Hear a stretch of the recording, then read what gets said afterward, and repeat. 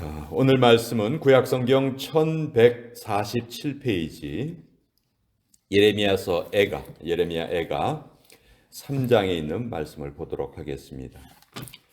구약성경 1147페이지에 있는 예레미야 애가 3장 22절에서 26절까지 그리고 33절 이렇게 두 부분의 말씀을 우리가 같이 읽도록 하겠습니다. 먼저 에가서 3장 22절에서 26절까지 우리 같이 하나님의 말씀을 읽도록 하겠습니다. 시작. 여호와의 인자와 긍휼이 무궁하심으로 우리가 진멸되지 아니함이니이다. 이것들이 아침마다 새로우니 주의 성실하심이 크시도소이다. 내 심령에 이르기를 여호와는 나의 기업이시니 그러므로 내가 그를 바라리라 하도다. 기다리는 자들에게나 구하는 영혼들에게 여호와는 선하시도다. 사람이 여호와의 구원을 바라고 잠잠히 기다림이 좋도다. 33절의 말씀 같이 읽습니다. 시작. 주께서 인생으로 고생하게 하시며 근심하게 하심은 본심이 아니시로다. 하나님의 말씀입니다. 아멘. 자, 예레미야 애가서는 예레미야서와 따로 떼어서는 생각할 수가 없습니다. 예레미야서의 내용이 그대로 이어졌다고 보면 되시는데요. 예레미야는 우리가 잘 아는 것처럼 남유다가 멸망할 당시에 하나님의 말씀을 전했던 선지자입니다. 무려 40여 년 동안 유다의 멸망을 경고했고 또 유다 백성들이 바벨론과 대항하려는 것을 막으려 했습니다. 하나님이 바벨론의 포로로 끌려가는 것을 이미 정하셨다. 그러니 바벨론에 대항하지 말고 하나님의 그 판단에 우리가 잘 순종해야 된다. 그런데 이것이 유다 사람들에게는 나라를 바벨론에 팔아 넘기려는 그런 매국노의 모습처럼 보이기도 했어요. 그래서 예레미야의 삶은 정말 엄청난 고생으로 점철된 그런 선지자의 삶이었습니다. 그러나 이스라엘 백성들의 소망과는 상관이 없이 하나님의 말씀은 그대로 이루어졌습니다. 바벨론이 침략을 해서 유다를 완전히 멸망을 시켰죠. 하도 유대인들이 저항을 크게 거세게 하니까 한 1년 반 동안 예루살렘 성을 포위를 합니다. 예루살렘 성은 포위를 당하면요, 모든 것이 다 올스톱이 됩니다. 쉽게 말해서 식량이 계속 그 안으로 공급이 돼야 그 안에 있는 사람들이 삶을 유지할 수 있는데 그걸 1년 반 동안 막았으니 어떤 일이 벌어졌겠어요. 나중에는 자기가 낳은 아이마저 삶아먹는 그런 비극이 유다가 멸망당할 즈음에 벌어집니다. 예레미야는 이 모든 것을 다 지켜보고 있었어요. 그리고 그걸 지켜보면서 그 비참함 때문에 눈물을 흘렸고 또 하나님의 말씀을 지키지 않고 또 순종하지 않고 바벨론에 대항하지 말라는 그 말씀조차 지키지 않는 동족들을 보면서 너무도 큰 슬픔을 느낄 수밖에 없었습니다. 그때 예레미야가 5편의 애가, 그러니까 슬픈 노래죠. 슬픈 노래를 짓는데 그것이 바로 예레미야 애가서입니다. 그래서 1장부터 5장까지 5편의 시다 이렇게 볼 수 있고요. 재미있는 것은 다 22절에 관계된 숫자로 이루어져 있죠. 1장이 22절, 2장이 22절, 3장은 66절, 4장 22절, 5장 22절. 그러니까 전부 다 22와 관련된 숫자예요. 히브리서의 알파벳 숫자가 22개이기 때문에 그 알파벳에 맞추어서 지은 시다. 우리가 이렇게 애가서를 보면 되겠습니다. 특별히 오늘 우리가 읽은 부분은 그 극심한 슬픔 속에서 예레미야가 부르는 희망의 노래입니다. 사실 모든 것이 다 파괴된 상황, 엄청난 사람들이 포로로 끌려간 상황. 이때 바벨론이 글자를 읽을 줄 아는 사람들은 전부 다 포로로 끌고 갔어요. 그러니까 지금 유다 땅에 남은 사람들은 정말 너무너무 모든 면에 있어서 부족한 사람들만 좀 남아 있고 좀 무슨 일을 할 수 있는 사람들은 다 끌고 가버린 거예요. 그러니까 그런 상황에서 예레미야는 바벨론으로 끌려가지 않았습니다. 하나님께서 이 예레미야의 사명은 바벨론으로 끌려가는 것이 아니고 그냥 너는 계속 이 유다 땅에 남아서 남은 사람들에게 하나님의 희망을 전하라. 그 사명을 받고 예레미야는 계속 남아 있었고요. 그때 포로 중에 끌려간 선지자가 한 사람이 에스겔이라는 선지자죠. 에스겔은 포로로 끌려간 그 이스라엘 백성들에게 또 하나님의 말씀을 전하고 이렇게 하나님이 두 명의 선지자를 세우셨어요. 자, 오늘 우리가 읽은 이 22절, 23절 여호와의 인자와 긍휼이 무궁하심으로 우리가 진멸되지 아니함이니이다. 사실 이런 노래를 부를 수 있다는 것은 정말 웬만한 믿음이 없이는 부를 수 없는 그런 노래예요. 우리 한국 사람들이 좋아하는 시 중에서 여러분 모란이 피기까지는 그런 시가 있어요. 김영랑이라는 시인이 일제 강점기 때에 우리나라의 그 상황을 꽃에 비유해서 노래한 것입니다. 이제 독립을 바라는 그런 마음이죠. 그 시의 마지막 구절이 이렇게 돼 있어요.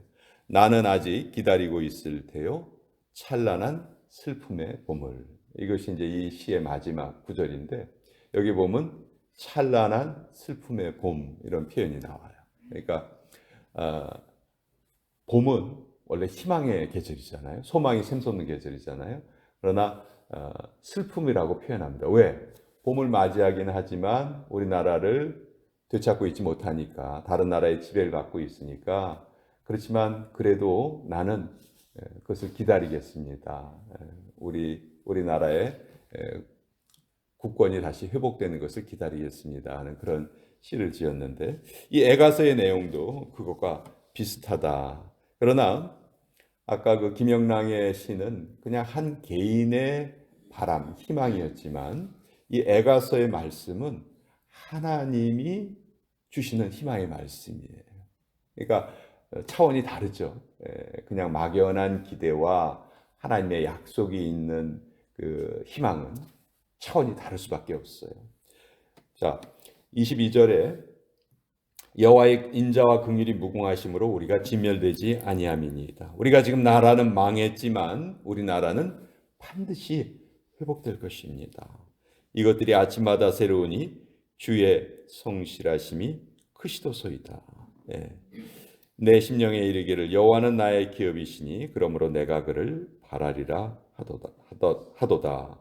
기다리는 자들에게나 구하는 영혼들에게 여호와는 선하시도다. 참 모든 것이 파괴된 상황 속에서 이런 희망의 노래를 부른다는 것은 정말 대단한 그런 믿음이라고 할 수밖에 없지요. 그러나 이 예레미야의 노래대로 또 하나님께서는 이스라엘 백성들을 다시 회복시키시고 포로에서 돌아오게 하시는 것을 우리는 역사를 통해서도 또 알게 됩니다. 26절 사람이 여호와의 구원을 바라고 잠잠히 기다림이 좋도다. 우리의 삶에 아주 극심한 고통이 찾아오거나 극심한 슬픔이 찾아왔을 때 그때는 우리가 잠잠히 있는 것이 가장 최선의 방법입니다. 그때 우리가 무엇을 하려고 하면 할수록 우리는 실수를 할 수밖에 없고 또 잘못된 일을 행할 수밖에 없어요. 정말 내가 여호와 앞에 잠잠히 기다리는 시간이 우리에게 필요할 때가 있다. 그리고 그때에는 정말 잠잠히 기다리는 이 지혜를 우리는 꼭 배워야 하겠다 하는 것을 우리는 깨닫게 됩니다. 자, 왜 이렇게 슬픔 속에서 희망을 노래할 수 있습니까? 그 근거가 뭡니까? 그 근거는 성경을 우리가 읽다 보면 근거는 하나밖에 없어요. 우리가 그러니까 절망 속에서도 희망을 노래하고 절망 속에서도 소망을 가질 수 있는 단 한 가지의 이유가 있습니다. 그것은 바로 하나님의 사랑이에요. 하나님의 사랑. 그 외에는 우리가 다른 어떤 근거도 가질 수가 없어요. 나의 능력이라든지 뭐 이 세상의 변화라든지 그런 거는 그런 소망의 근거가 될 수가 없고, 우리가 소망을 가질 수 있는 유일한 근거는 하나님의 끈질기신 사랑. 그 사랑 말고는 우리가 기대할 것이 없죠. 배를 타고 갈릴리 바다를 건너가던 제자들이 큰 풍랑을 만납니다. 모든 노력을 다 기울였지만 배가 물속에 가라앉으려고 해요. 그때 제자들이 그 배에 같이 타고 계신 예수님을 깨웁니다. 예수님, 우리가 죽게 되었습니다. 그때 예수님께서 바다를 잔잔케 하시죠. 자, 우리가 우리 인생의 힘들고 어려운 순간에 그 어려움의 포로가 되지 않는 길이 무엇인가? 오직 한 가지, 주님을 바라보는 것. 주님을 깨울 때 길이 열렸다는 것을 우리가 꼭 기억을 해야 합니다. 사실 고통의 문제는 뭐 한두 번 설명을 듣는다 해서 그것이 해결되지 않아요. 아마 고통의 문제는 어떻게 보면 계속 반복되는 문제인 것 같아요. 왜? 하나님 우리를 사랑하신다면 이 고통을 주시지 않고 지나갈 수 있게 해주시면 더 좋으실 텐데, 왜 고통을 주시고 그 고통을 또 이겨내게 하시는가? 사실 우리는 알 수가 없어요. 성경도 그것을 정확하게 그 이유를 말하진 않아요. 33절을 통해서 우리가 알 수 있는 것은, 주께서 인생으로 고생하게 하시며 근심하게 하심은 본심이 아니시로다. 이런 표현이 있죠. 우리는 모든 고난의 이유를 설명할 수 없을 때 제일 쉬운 방법은 그냥 하나님께 그냥 다 돌려버립니다. 하나님, 왜 이렇게 저에게 고난을 주셨어요? 그 고난이 하나님께로부터 온 것이라고 아예 단정을 해버립니다. 근데 그렇지 않은 경우가 훨씬 더 많지 않나요? 우리 삶에 찾아오는 고난이 사실 우리가 저지른 어떤 실수라든지 우리의 부족함이라든지 그것으로 야기되는 경우가 더 많거든요. 우리가 당하는 고난의 한 90% 이상은 우리의 실수 때문에 당하는 고난이라고 생각을 해요. 정말 욥처럼 그런 고난을 당하는 경우는 거의 그렇게 많지 않거든요. 근데 이제 우리는 모든 고난을 나의 실수로 돌리지 않고, 하나님, 왜 나에게 이런 고난을 주세요? 라고 하나님께 항의하는 경우가 너무 많죠. 하나님은 우리에게 고난을 주시는 분이 아닙니다. 사실 그 고난의 원인, 우리가 이 땅에 사는 한 그 원인을 제대로 알 수는 없을 거예요. 아마 하나님 나라에 가면은 아마 그 원인을 다 알 수 있을 거다 이렇게 생각을 하는데, 예레미야도 그냥 우리가 고난을 당하는 것이 하나님의 본심이 아니시로다, 이렇게만 이제 표현을 하고 있어요. 그래서 결국은 우리가 고통을 통해서 알게 되는 진리의 말씀은 뭐냐면, 우리가 가장 힘들 때, 어떻게 보면 인생의 밑바닥에서 제일 어려워할 때, 더 이상 갈 곳이 없어서 지치고 쓰러져 있을 때, 바로 그때가 하나님이 우리와 가장 가까이 계신 때다.